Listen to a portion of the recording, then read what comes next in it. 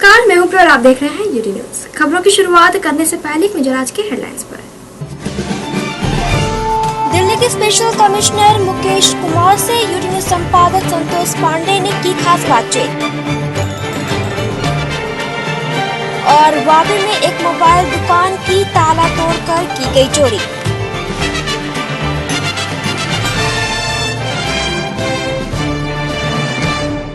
आइए जानते समाचार को विस्तार से। दिल्ली के स्पेशल पुलिस कमिश्नर व एंटी करप्शन ब्यूरो के हेड मुकेश कुमार मीना किसी परिचय के मोहताज नहीं हैं। जब से वे दिल्ली के एंटी करप्शन ब्यूरो हेड के सर्विस सर्वा बनाए गए हैं, तब से मानो अपराधी और अपराध करने वालों की सामत सी आ गई है।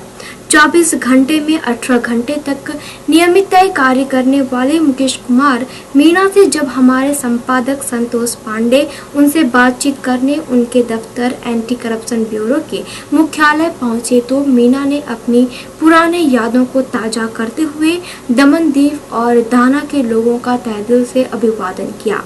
इस खास अवसर पर उन्हें हमारे संपादक संतोष पांडे और दमन खबर के मालिक अमिश नायक ने उन्हें स्पेशल पुलिस कमिश्नर बनाए जाने की ढेर सारी शुभकामनाएं भी दी।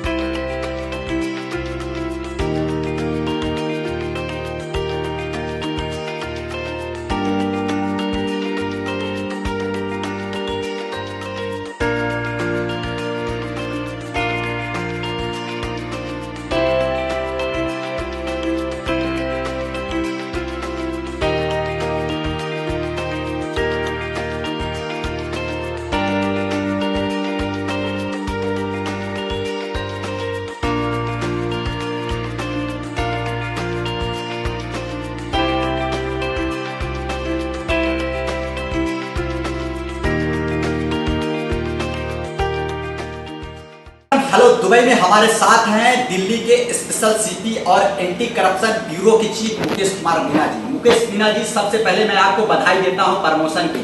इस प्रमोशन ने कहीं न कहीं इस बात का थप्पा आपके कंधों पर लगा है कि आप बहुत अच्छा काम कर रहे हैं। ये नई जवाबदारी पाकर कैसा लग रहा है आपको? जो हम काम कर रहे थे उसको और आगे बढ़ा रहे हैं, और जो हमको रिस्पॉन्सिबिलिटी सरकार ने दी थी कि दिल्ली सरकार में जो करप्शन है उसको कम करने को, उसको ख़त्म करने के लिए, उसके दिशा में हम कार्रवाई कर रहे हैं। जो एंटी करप्शन ब्रांच में इंफॉर्मेशन मिलती है, रिटर्न इंफॉर्मेशन मिलती है, कंप्लेंट आता है या फ़ोन आता है या कहीं से हमको सीक्रेट इन्फॉर्मेशन मिलती है, उसके बेस पे डेवलप करते हैं और कानून के हिसाब से कार्रवाई करते हैं। रिसेंटली हमने कई रेड्स किए हैं, उसमें एक ट्रांसपोर्ट डिपार्टमेंट का स्टाफ है, असिस्टेंट ट्रैफिक इंस्पेक्टर था, उसको भी हमने उसके खिलाफ कार्रवाई की है। उसके अलावा एक सब रजिस्ट्रार है, उसको भी हमने रेड हैंडेड ट्रैप किया था, तो उसको पकड़ा है, अरेस्ट किया है। और अभी लेटेस्ट हमने इंक्वायरी भी एक ऑर्डर की है, जिसमें कि श्री विजेंद्र गुप्ता जी MLA हैं यहाँ पे, उन्होंने एक कंप्लेंट दी है। वो कंप्लेंट के तहत ये कंप्लेंट की ऐप बेस्ड सर्विसेज शुरू की है। दिल्ली सरकार ने जो नोटिफिकेशन निकाला है ये इलीगल है, कानून के हिसाब से नहीं है।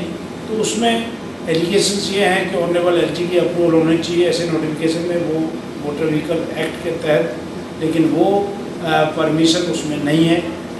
इसके अलावा मोटर व्हीकल एक्ट के प्रोविजंस का वायलेशन किया गया है, और पर्टिकुलर कंपनी को कोई फेवर करने के लिए इस तरह का नोटिफिकेशन इशू किया है।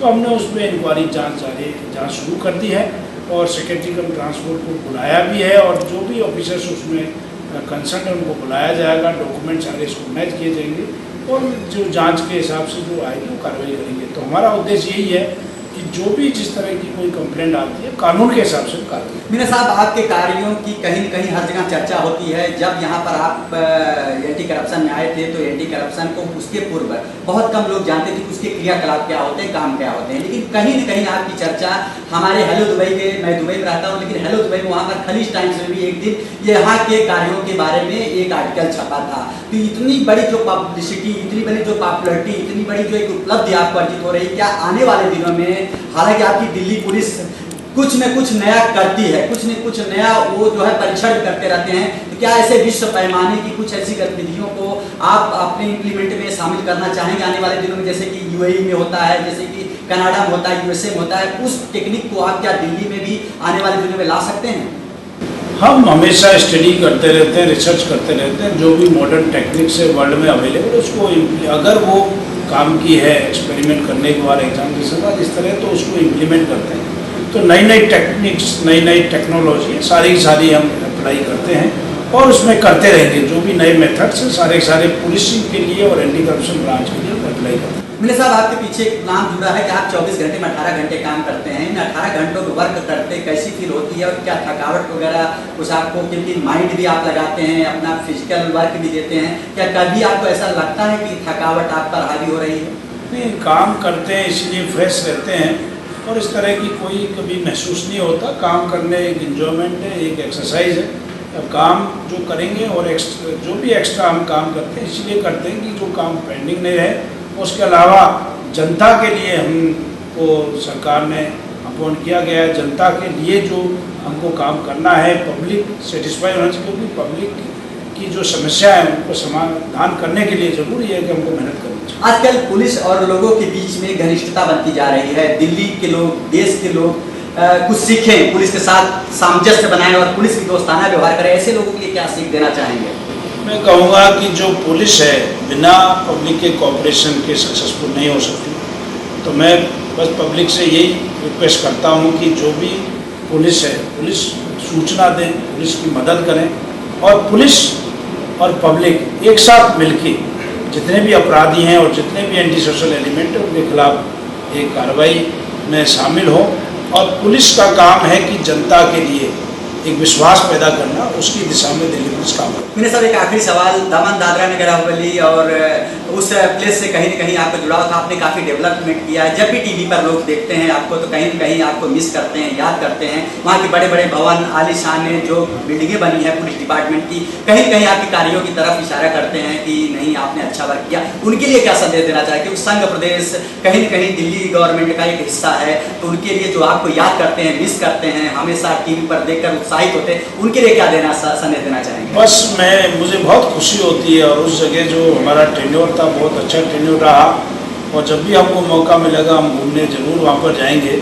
और बस ये है कि जो पब्लिक है, वहाँ की पब्लिक से हमको बहुत कोऑपरेशन मिला, उनका मैं बहुत आभारी हूँ और जब भी मैं वहाँ जाऊँगा उन सबसे मिल के आऊँगा। शुक्रिया। ये हैं दिल्ली के स्पेशल सिटी मुकेश कुमार मीना, जिनके पास एक एक्स्ट्रा चार्ज है यहाँ पर एंटी करप्शन ब्यूरो का, और इस चार्ज का निर्वहन करते हुए आए दिन कुछ न कुछ ऐसा काम करते हैं कि हर टीवी वालों का फोकस उनकी तरफ अनायास दौड़ पड़ता है कि उनके कार्यों पर मुहर लगाने है। उन्होंने हमारे चैनल से बात करते हुए कहा कि उनका वर्क यथावत ऐसे ही जारी रहेगा। विरोधी किसी भी प्रकार का विरोध करें उन्हें पर फर्क नहीं पड़ता। उनका एक ही ध्येय है, एक ही दृष्टिकोण है कि जनता का हित और दिल्ली का भला कैसे हो। कैमरा पर्सन तनवीर के साथ Santosh Pandey, UT news, Delhi. Vapi VIA विस्तार स्थित नोकिया पैलेस नामक मोबाइल दुकान में चोरी होने की घटना प्रकाश में आई है। वापी में एक मोबाइल दुकान में मोबाइल सहित नकद के चोरी होने की घटना बनी है। बता दें कि वापी वीआईए नजदीक सुफियाना अंसारी द्वारा नोकिया पैलेस नामक मोबाइल का दुकान चलाया जा रहा था। दरअसल रविवार की रात सुफियान अंसारी दुकान बंद कर घर चला गया था। सोमवार की सुबह जब वो दुकान खोलने दुकान पर पहुंचा तो दुकान का शटर टूटा हुआ था और दुकान खुली हुई थी। बताया जाता है कि दुकान से 5-6 कीमती मोबाइल सहित 30 से 35 हजार नकद की चोरी हुई है। दुकानदार सुफियान अंसारी द्वारा किसी जाने पहचाने पर ही चोरी की आशंका जताई जा रही है।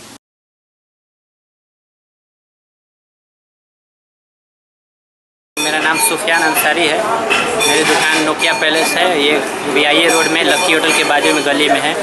मैं दुकान बंद करके चला गया तो सुबह आया तो शटर देखा खूब बैंड होकर खुला हुआ है। इसमें से 4-5 मोबाइल, महंगा मोबाइल और जो है मोबाइल के बॉक्स में पैसा रखा हुआ था, वो पैसा चोरी हो गया है और मोबाइल चोरी हुआ है। और आया तो देखा तो शटर खोल के देखा मैं तो देखा कि पैसा चोरी हुआ है और मोबाइल चोरी हुआ है। कैश 37-38 हज़ार रुपया कैश था और मोबाइल 5-6 चोरी हुआ है। आजू बाजू में भी मोबाइल की दुकान है, लेकिन वहाँ पे कुछ नहीं हुआ है।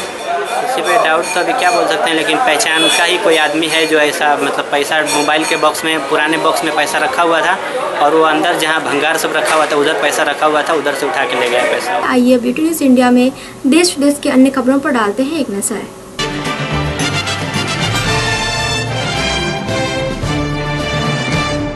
नमस्कार, मैं संध्या यूटी न्यूज़ इंडिया में आप सभी का स्वागत करती हूँ। अब बढ़ते हैं खबरों की ओर।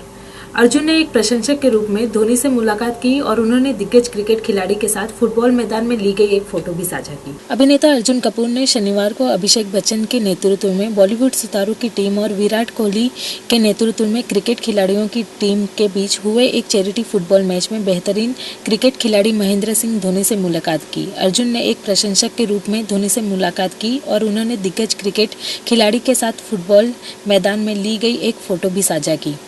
अभिषेक और विराट के चैरिटी संगठनों द्वारा आयोजित इस फुटबॉल मुकाबले में अर्जुन ने भी हिस्सा लिया। अर्जुन ने रविवार शाम धोनी के साथ खींची गई अपनी फोटो साझा करते हुए लिखा, धोनी के साथ फुटबॉल मैदान में खास पल, मुझे नहीं लगता कि मैं कभी इतना खुश रहा। बेहतरीन खेल, नेक काम, मज़ेदार। यह charity football match celebrity Clasico 2016 शनिवार को अंधेरी स्पोर्ट कॉम्प्लेक्स के मुंबई फुटबॉल एरिना में क्रिकेट खिलाड़ियों की टीम ऑल हर्ट और फिल्मी सितारों की टीम ऑल स्टार के बीच खेला गया।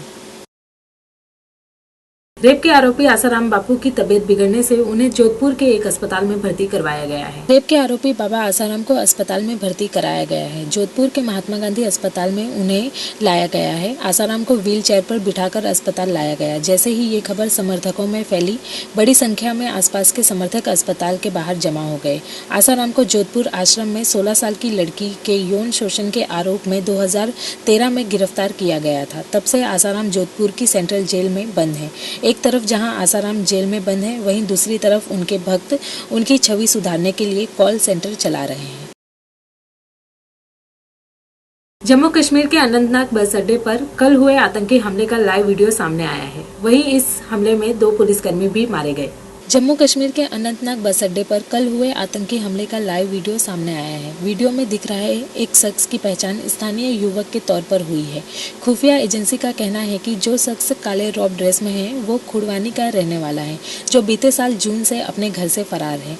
कल के अनंतनाग बस अड्डे पर हुए हमले में 2 पुलिस अधिकारी मारे गए। वीडियो में दिख रहा है कि खानबल पहलगाम रोड पर 2 जवान AK-47 से पुलिस पर फायरिंग कर रहे हैं। वीडियो में ये दिख रहा है कि एक आतंकी AK-47 राइफल से लैस है और एक कार के करीब खड़ा है। दूसरा आतंकी एक बैग के साथ है और गाड़ी की ओर आ रहा है। आपको बता दें कि अनंतनाग एक बार फिर से हिंसा की चपेट में है और बीते 2 दिनों में हुए आतंकी हमले में अब तक 5 सुरक्षा कर्मी मारे गए हैं।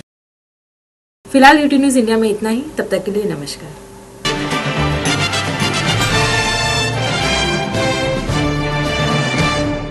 समाचार समाप्त करने से पहले नजर आज के हेडलाइंस पर।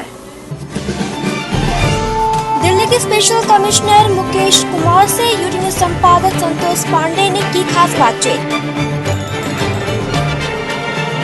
और वापी में एक मोबाइल दुकान की ताला तोड़कर की गई चोरी।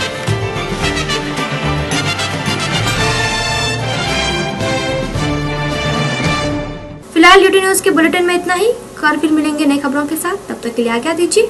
नमस्कार।